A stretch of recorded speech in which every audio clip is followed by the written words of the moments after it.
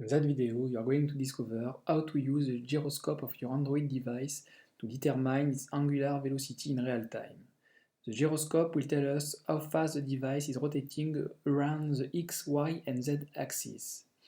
The good news is that even budget phones are being manufactured with a gyroscope built in. To start, we need to get the Sensor Manager service in the onCreate method of the application.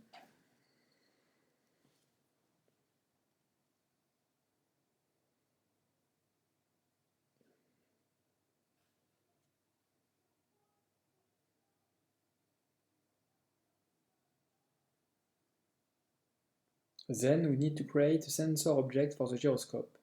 For that, we pass the type gyroscope constant to the getDefaultSensor method of the Sensor Manager object.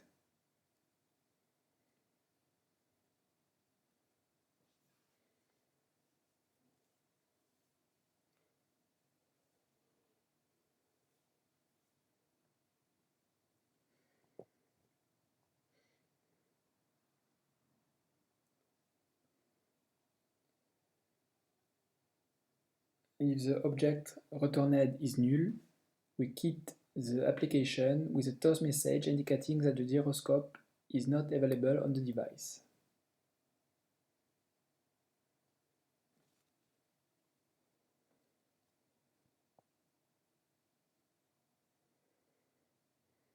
Now we need to create a listener for the gyroscope to monitor the data measured by the sensor.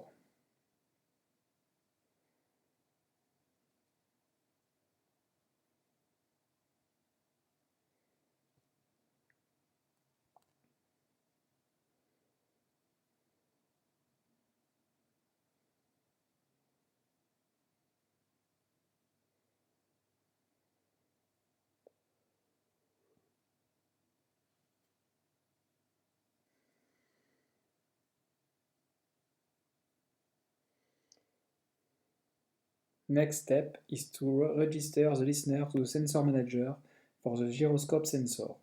We wish that its sampling frequency be very high, so we use the sensor delay fastest constant to specify the polling interval. We register the listener in the onResume method.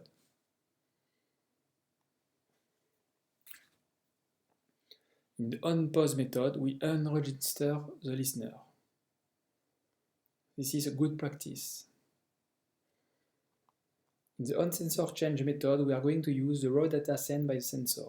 This raw data consists of 3 float values specifying the angular velocity of the device along the X, Y, and Z axes. The unit of each value is radians per second.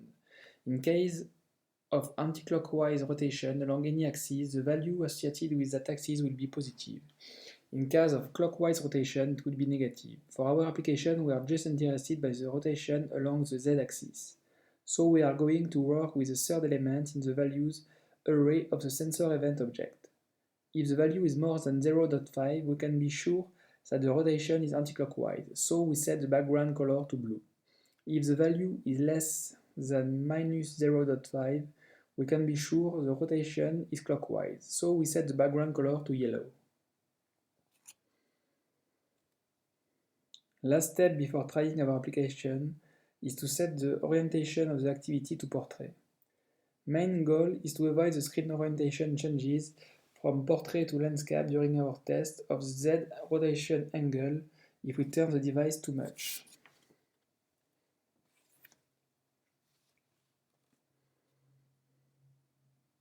Now we can test our application.